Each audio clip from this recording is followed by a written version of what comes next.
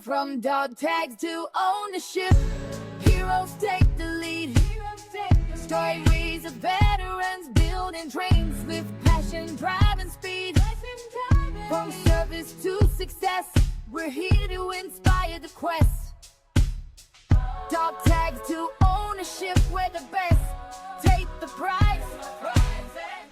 From the battlefield to the boardroom, this is Dog Tags to Ownership, the podcast where veterans share their journeys from serving our nation to leading in business. Hear inspiring stories of grit, growth, and the entrepreneurial spirit that drives those who serve to succeed. Tune in and take the first step toward your own mission in entrepreneurship. Military One Percenters, welcome to Dog Tags to Ownership, where once a week we interview veterans who charted a path towards entrepreneurship. Here, our goals are to share resources, advice, and success stories about starting a business, discuss strategies for building financial independence and creating your own path, and most importantly, build a community to support each other through the challenges of transitioning from service life to civilian ownership.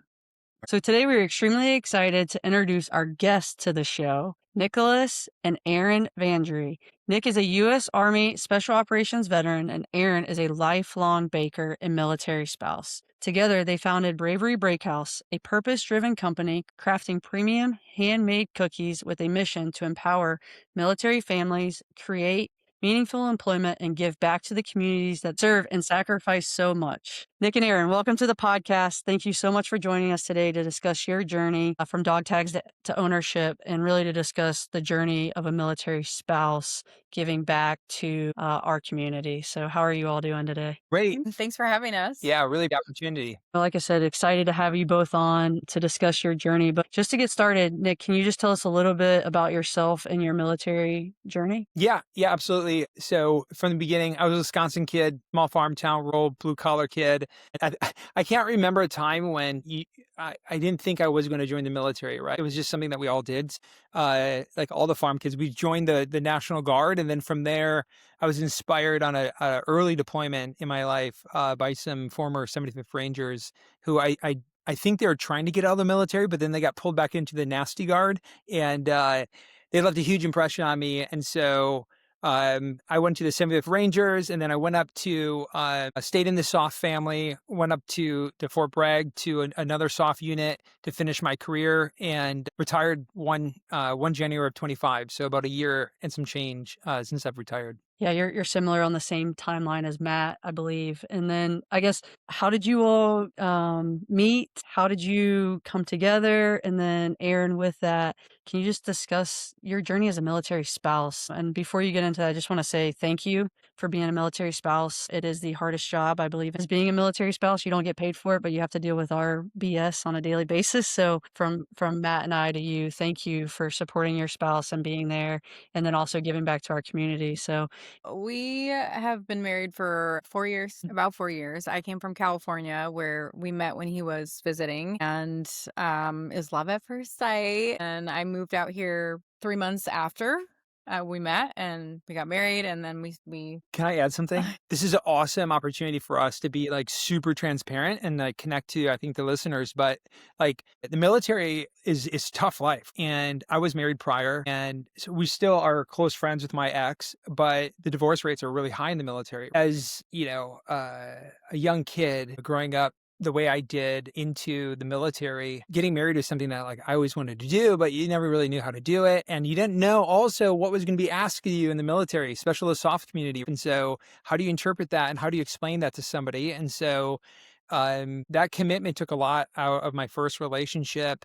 And as Erin would find out, where she came in near the tail end of my career, there's no playbook of like, hey, you're a male spouse, this is what you're about to get into. Are you sure you want to do this, right? Erin, and got you to come over to the East Coast and to North Carolina, and get into being a military spouse and being in that community. How was that for you? the change was a lot, just because I left my family and my whole life in San Diego, and then to be kind of like adopted into this community of people who really are very supportive and just want to see you succeed. And there's always feels like there's always somebody to help you. It was awesome for me because coming from San Diego, it wasn't the same. And now I wasn't in the military community there, but it's just like a different world to come to this military town and just be surrounded by people who are all on the same mission. I love the military spouse community. I love that everyone's there to support each other. It's like a sisterhood on its own. And my sister was in the Air Force for probably like a decade, and I was always kind of jealous of the sisterhood that she had being in the military with the people she served with. And so I feel like it's my own way of, having that sisterhood with the military spouse community. And I'm just super proud to support him. So you're military connected, we would say, prior to meeting Nic and understanding the military lifestyle in some way. Were you an entrepreneur prior to you and Nic, getting married? Was that something that you had done? So I had opened a med spa with a friend in Orange County, and I was living in San Diego, but I had previously worked in aesthetics and was just kind of like grinding hard for other people and making their businesses successful. And then I was like, okay, I don't want to do this for other people anymore when I feel like I could do it better for myself. So we opened a med spa. I love creating. I love watching something come to life and creating an environment, a space, and a team. And it's just like a fun hustle. And so when I met her, she had this grit and also this accountability to like saying, okay, I'm going to own what happens in my life. And, she had this successful med spa, but really her secret, which she'll get to, was why we have Bravery was she had always made these amazing cookies and she gave them away. She never sold them. Like she gave them away and everyone said, why is this not a company? And so when we got out here, it was like, hey, are you going to start another med spa? What are you going to do? And she's like, I think now's the time. Let's launch this cookie business. And I was not the entrepreneur. I was full-time active duty. Like that was the thing. And I just want to make her happy. So I'm saying yes to everything that I don't know anything about, right? Yes, let's do this. Like what could it be like? Little did I know that an entrepreneur, especially, and I think this is why veterans and military connected service members who get into entrepreneurship do well, because you got to grind and you've got to be relentless and you've got to take ownership. And like, there's just so many things about the problem solving space of being an entrepreneur that I think lends itself to our community. So that was your idea when you get to North Carolina. How long ago was that when you started to discuss launching the cookie company? So we started the cookie company the same month we got married, which was in August 2022. It was, a couple months after I got here. And we weren't even, we'd have no plan. We just were like, I'm going to bake some cookies and I'm going to put this on this little website that I made and do some local pickups and shipping, and people were buying them. And so we kind of like had to figure out as we were going what we wanted to do with it. I think that was the plan though. Let's start small. Let's bake and sell cookies. Let's bake and sell cookies. And then you realize things. How do we take something that is a really great cookie and tie it to a mission so we can make impact? Because we both wanted to make impact in areas and represent the underdogs. And so being able to tie profitability to purpose and vision, right? Like I was getting it closer to my window where I was like, okay, I need to start thinking about what's next. And so we did launch our company. We don't talk about this a lot, but we launched a company. Erin honored my father in our first company, which was Kind Cookie Company, because my dad, when he passed away in 2011, his last words to me were like, Nic, life is simple. He's an interesting, Vietnam vet. And he was like, Nic, life is simple. Just be kind to people. If you be kind, life will work out. It's that simple. And so she called the company Kind Cookie Company and was all about spreading kindness in your community, right? That was the whole impact. Well, we didn't know anything. And so the owners or the lawyers from Kind Bar, We went to trademark.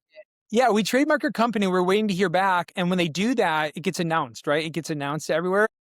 The lawyers from that company contacted us like, hey, you are not going to use that word actually.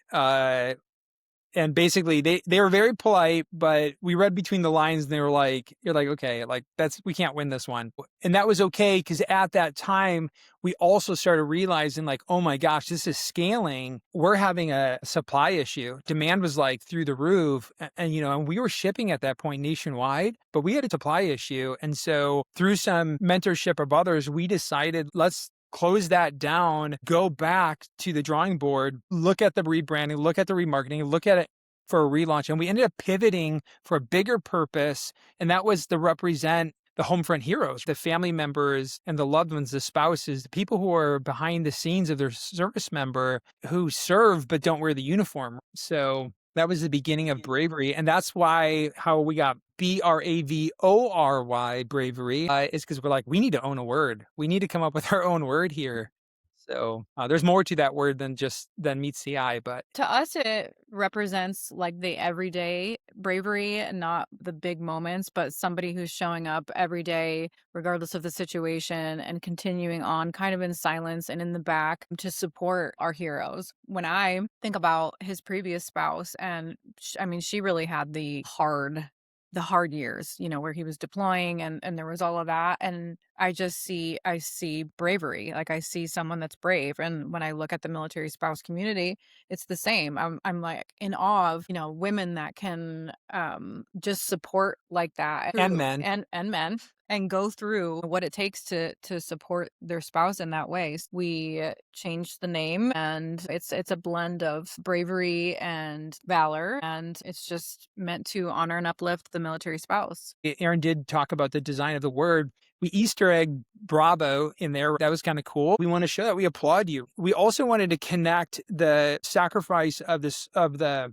spouses and the caregivers to the average American. There's so many people who have no idea at all what this even means. And there was this story where I always told myself, people would always say, they ask us, they're like, oh, thanks for your service. And you're like, oh, how to respond to this? Okay, yeah, well, thanks for your support, right? But then like what I started realizing in the later parts of my career was like, national security is not just those who wear the uniform. It's made up of the academics who are working on the early research for the tech that will go into the hands of the service members, right? It is, or the healthcare. It is the industry providers. It is the capitalists. It is the other state government organizations, the other federal. It is a whole conglomerate. And I don't think people realize their role in that. And so this was another way, I think, to allow the average American to connect to the storyline of these people who are out there supporting bravery, the brick and mortar bravery, right here in Southern Pines, North Carolina.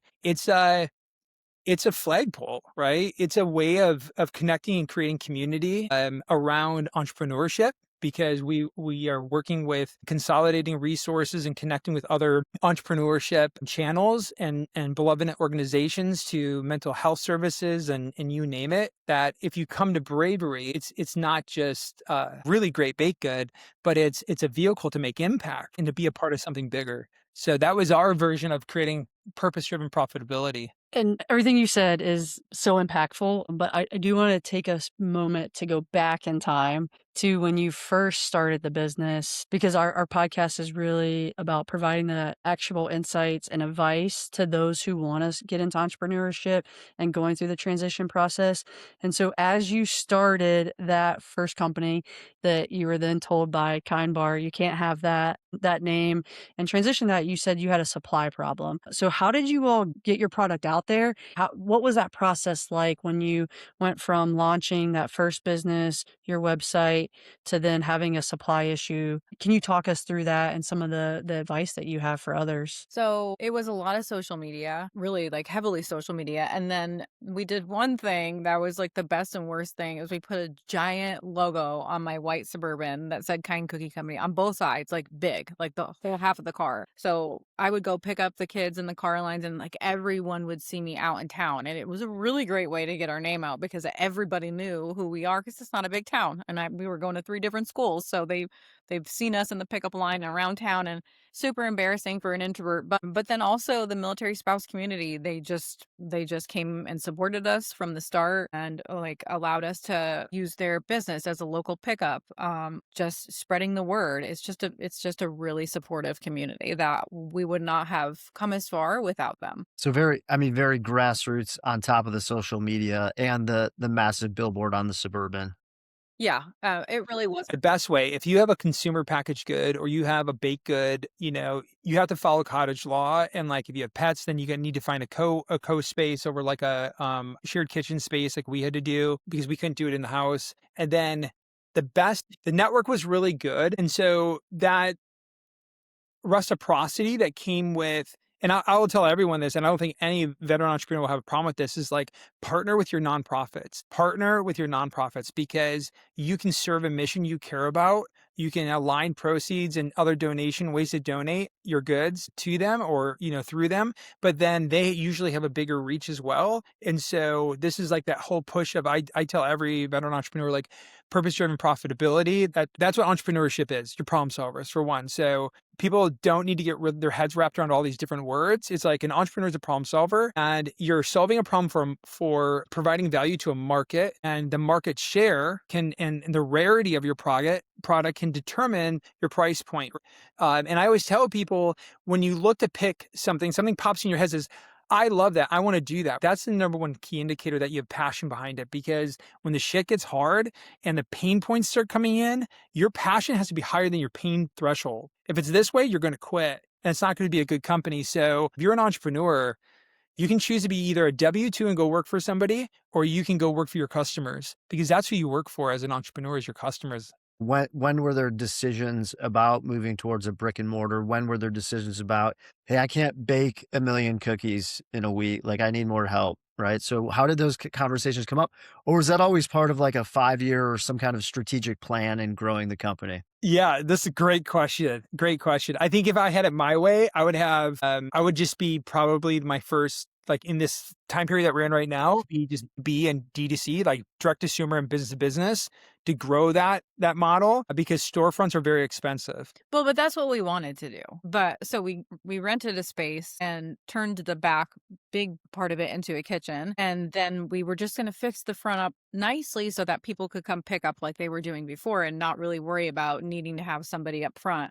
But it didn't turn out that way. It was, now I have a cute counter and a display case and a coffee machine and an ice cream machine, and it then became a space. Which I think is good, because in our community, small town America, people like, there's two markets. If you're doing online, your storefront is your website, and then it's your service, and that customer journey that you go through is like, it's all those points, right? Including your social medias. When you have a brick and mortar, it's a different demographic. Like Nationwide's out the door. Like it's like, yes, it's the social media stuff, but it's also their journey is the minute they walk in the door, how they're received, their product when they leave, like everything in between. And each of those are a full-time job. Yeah, it kind of had to go that way because I was doing everything by myself and I couldn't keep up with it, and it wasn't enjoyable at all. And it turned something that I was very passionate about and loved doing into something that I honestly hated, because it was so stressful. You're doing literally everything. So if we didn't go into a space, I wouldn't have been able to get the help and the support and the team to become bigger than we were and have a greater reach and greater purpose. Best thing to do for anybody thinking about getting into a food and beverage line of work as an entrepreneur is make the product and then go out and find the demographic and get the feedback, right? That customer discovery piece never ends, right? And so when we're trying to figure out new things we want to launch online, we always use the front of house of the brick and mortar to get like that feedback loop going. When you first started baking, you mentioned you had to have a shared space because you couldn't do it in the house. So where was your shared space? Were you partnering with someone else? Like, where was that shared space that you were first baking in? It's a local commissary kitchen, and there's not many around here. So you really have to kind of plan your week and your hours, because there are so many other people that are using the kitchen as well. So it does limit you on your growth, because it's not your space. There's storage, there's permits and all the things that come into it. So, but it was very helpful, because we wouldn't have been able to do any of this if we didn't have that kitchen, and they military spouse owned, so we were very grateful for them as well. I'm assuming now you do it all in your storefront. You bake everything, package, ship, all of that in the storefront, and expanded. So I know Matt's question was about scaling. So it went from a one-woman show with maybe Nic helping on the side some, to now how many employees do you all have? So we have 2 full-time bakers that do almost all of the baking, and then we have 2 girls that work up front. Two of our daughters also help part-time. You have to look at your business as a separate entity from yourself. You have to think about, what is the mission? What are you doing? Because at some point you are going to get in the way of that mission of your business. Emotionally, you'll tie yourself all through it. And if you are continuing in your business, you're not on top of it, you're not going to grow your business. You're going to basically paint yourself into a corner where like now you're like have to like figure out how you're going to get out of these things where only you could do them. And so scaling is one of those things. Like for Erin, the first thing we had to do was Erin couldn't be the one anymore to make the product. Like that, there's no way you can grow a company if one person's the only like that doesn't scale. So you have to start thinking, what are those quality controls and how do I teach people to recreate my product was the first. Now we're just kind of going the next thing after that. And the beautiful thing about our community is that there are so many resources, mentors and coaches in the entrepreneurship space. People are always wanting to give back. Even in your own community, you may not know it, but like you're either a learner, earner, returner. And like, if you find those returners who've already had their businesses, it's amazing what they'll tell you. Like, you just got to ask. And that's the hard part, is asking for help. So Nic, no, a lot of sage wisdom and advice there. Did you learn you get one opportunity to launch going through that? Or was that advice from mentors and others that want to help you all? Yeah, it was both. I mean, the first thing for us was when we were Kind Cookie, it was like, oh my God, we can't have a break. These orders are coming in, like it never turns off. Like, this is crazy. And like having to get up. And so we're like, oh my gosh. So we realized we painted ourselves in, we had some really crazy opportunities to go, hey, can you give us, 30,000 cookies? No, we can't. We don't have enough. So we're like, okay, that's an issue. And we started seeing these bigger opportunities and reading about, people who've made it to those levels. And all these are is just accumulation of steps taken, right? And so a lot of it was life lessons learned and some realizations along the way. And so A lot of pivoting. Erin developed this was it pivot, don't panic? Because I would panic and she'd pivot. I'm like, it's supposed to be the other way. And so it's like, we have all these little saying. It's like, okay, no, that's right. Entrepreneurship. If it's like daily pivoting. Daily, yeah. And your numbers don't lie. I mean, the thing is like, you can get caught up real quick in the marketing and the branding, and you can get caught up in like all the easy things. Like the most successful entrepreneurs, you know your numbers. I wanted to ask that specifically just for the listeners of this podcast, so they know it's not all like sunshine and rainbows behind the scenes. You're rolling up your sleeves. No sunshine. There's no rainbows. When you get into business with your spouse, like your first husband and wife, you have to treat this, and I'm telling you because we didn't, and it's been hard. Still don't. And there's moments when you get these moments, like these disagreements, but you have to say, I would even say, create an operating agreement with your spouse. Even if you do a business with your kids, teach them. Those are roles. Like everyone runs after the CEO title because it sounds cool, right? But that's a real role in a company. And what I found out was through senior mentors is like, most of them are like, I don't want to be the CEO. I'm the founder. It's my great idea. I'm going to build a team that's going to create who have the skills of a CEO at different stages of growth of the company, who are going to do those roles. But like at first, it's all you. You're like, I'm a CEO. Yeah, I'm putting that on my LinkedIn. And then it's like, oh, that's actually, I have responsibilities and duties to that shit. Yeah, you do. And you're accountable. And if you don't do them, guess who? Like if you're the CEO, like she knows it, right? It's like, because I'm not the CEO, but that company does well. Awesome job, Erin. It does bad.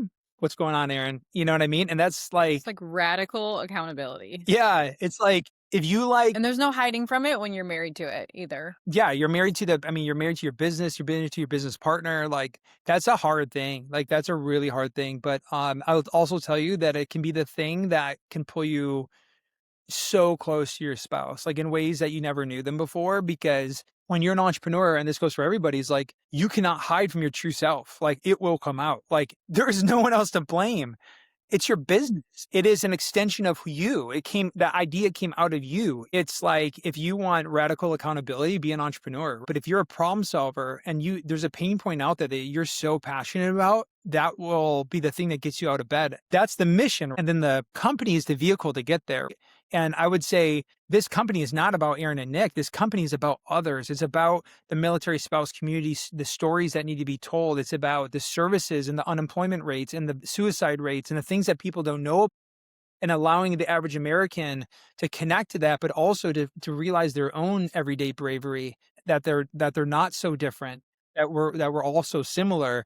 And so that's what gets us out of bed every day. And then also, you still got to make a good cookie because people have to want to eat it, right? So, but yeah, that's a great question. I mean, like everybody puts out there the like, you look at our LinkedIn or look at our Instagrams, you're like, oh, these dudes got it fucking together. It's like, no, it's a shit show. Like if you guys want to see more of that and give us more likes, hell yeah, I'll show you the shit show. But it's like a circus, right? At what point in your business journey did you go to DAV Patriot Boot Camp to utilize them to help you? Did they help you move forward with what Bravery is? Yeah, they did. I think it was more dog tag. Well, for her it was dog take. For me, it was Great. was Yeah. So did you do dog tag? Like, did you do the military spouse Yeah. incubator thing?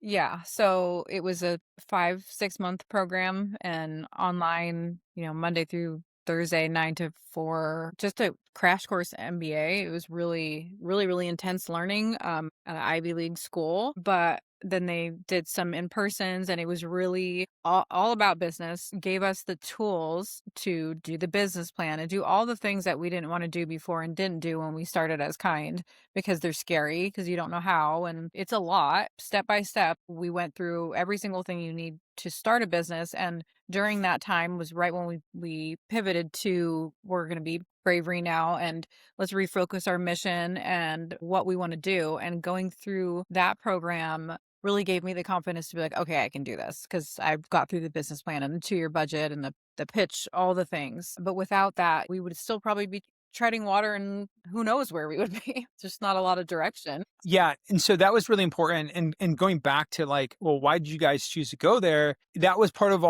when we were closing Kind, it was like, okay, everything's based. I mean, everything you do is like, it's on education, right? And so Erin's like, I'm going to amplify my education around this. Let me figure this out. I was like, okay, I need to go get some more revenue, right? I'm like, what we wanted to do and the way we saw like us moving, like I was going to we didn't want to take on and we didn't want to leverage investment from others. Even though lots of people were like, hey, we want to give you money to do this. It's like, nope. And so I knew my retirement was going to come. I knew I got some other side hustle stuff. And so, she did that. I ended up finding new revenue sources so we could bootstrap it. And then I ended up getting a chance to finally go to DAV, which is awesome because I actually hadn't really got up in front of anybody and told the story. And so that was like super emotional and hard for me because like I was going like this is a life work for me. Like this is really meaningful stuff because I have seen countless divorces happen because the relationship between the service member and their spouse wasn't well supported through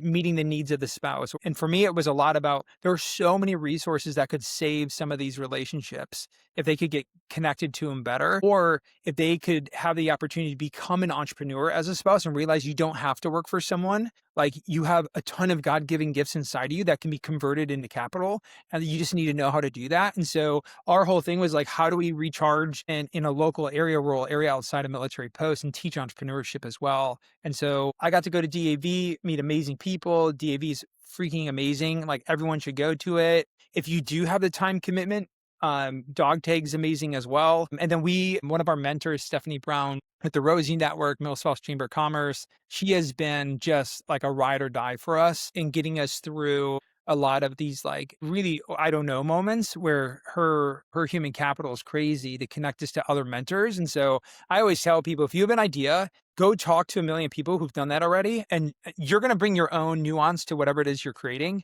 But mentorship goes a long, long way, like a long way in this space. Yeah. And you guys won the pitch contest? Did you win it? We got second. Yeah, Okay. we got second. It was, yeah. That was unexpected. So unexpected. It was great though. It felt so good. And then she got mad at me because I gave the money away. I gave it to another person who didn't get to do a pitch. But I just like. That's just who he is. You can't run a business just giving it away is what I've been told. Yeah. Yes.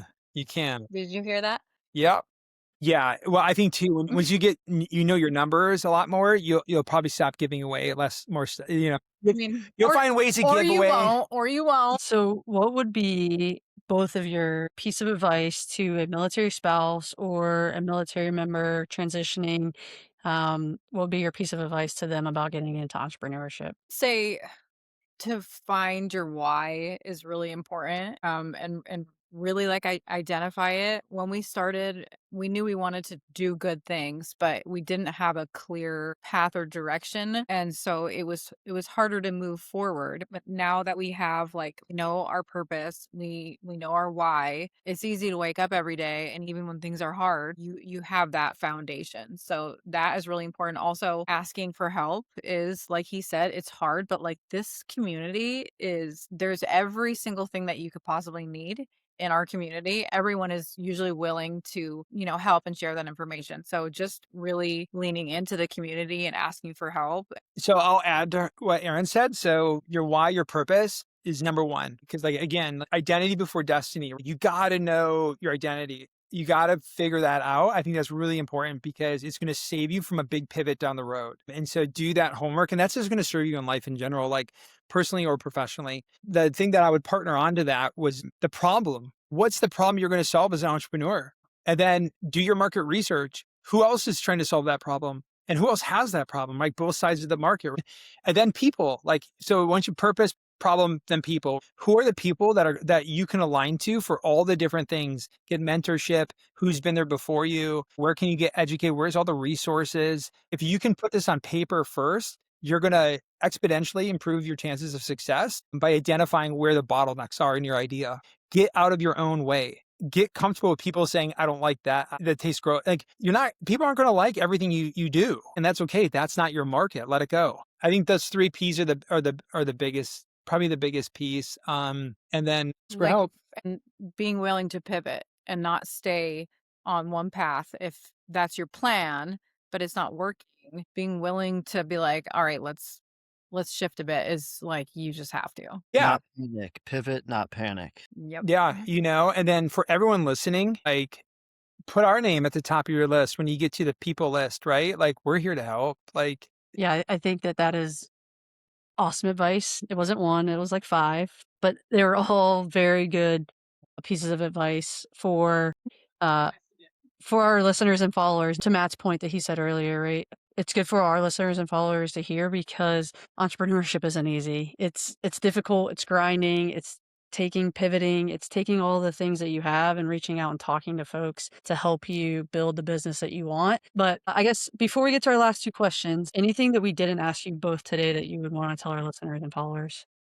I just want everyone to know, like, those crazy ideas that you have in your head could have been anything, but like God gave you that thing in your head for a reason. I believe that we're all here to serve a bigger purpose. And so like it's up to you to take action on those things, right? And bring others along. And if you always put whatever you do for the rest of your life about others, like you're going to find the next thing and it's going to bring all the other, and don't worry about money. I know that sounds crazy to say, but be valuable. People pay for value. Create value. Money is an output of value in a market, right? And so if you focus, I need money, you're not going to attract money. And so just create value, focus on creating value, and you'll be fine.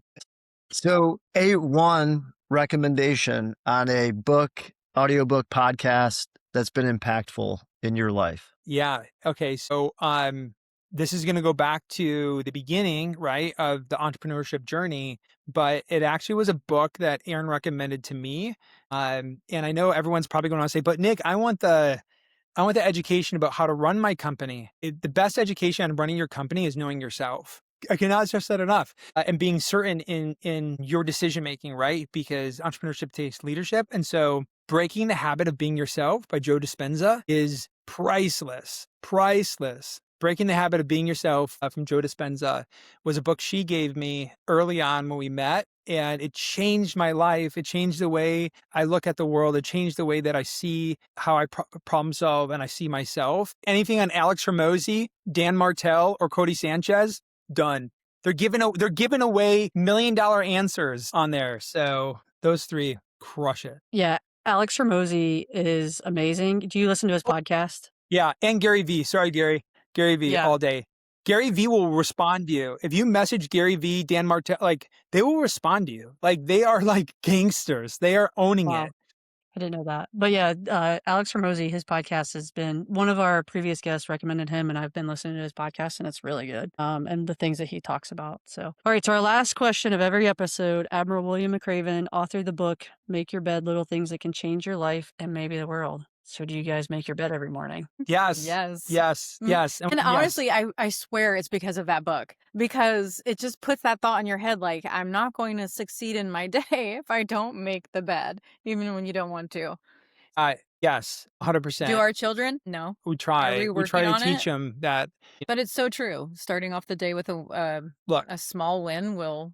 the most successful people manage their time, their energy, and their money, right? And so if you don't have accountability of your time and your energy, and it starts with like making your bed in the morning, it starts with like, how are you priming your purpose for that day, right? Screw it up, you start over again tomorrow, right? But like time block your day into like, every goal should have a sacrifice, and it should have a place on your calendar that you actually do it. If you don't do that, you have not completed the cycle and the steps necessary to achieve it. All right, it's time to wrap up, I think, right, Julie? It's time to go. We just want to thank you both so much for coming on the podcast today. And it was, I know from Julian and my perspective, we really enjoyed having Erin on as well. This would be a good one to watch on YouTube for our listeners, because there's some really good back and forth that you probably can't pick up on your radio or on your speakers. So I won't do it justice. I think concluding all of the knowledge and wisdom that you dropped on this podcast. So I would just, again, for those listening and for you guys, thank you so much for being on here today. It was such a pleasure.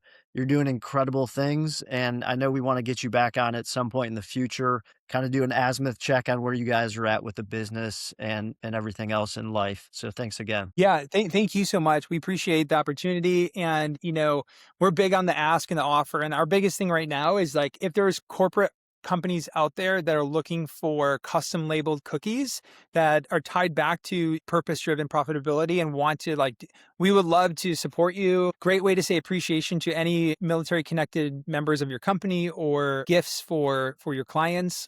Love doing that. And we'll even handwrite a note for you too. Military One Percenters, whether you're brainstorming your first business idea, already running a company, or just curious about where to start, Dog Tags to Ownership is the place for you. Please hit that subscribe button to receive all new episodes. Also, if you know someone who has turned their dog tags into ownership, drop us a DM on social media or tag someone. We are always looking for new guests to bring in onto the podcast. And as always, Military One Percenters, thank you for your service. Let's continue this journey and working together to write our next chapter. Until next week, keep pushing to turn those dog tags into ownership. From dog tags to ownership, heroes take the lead.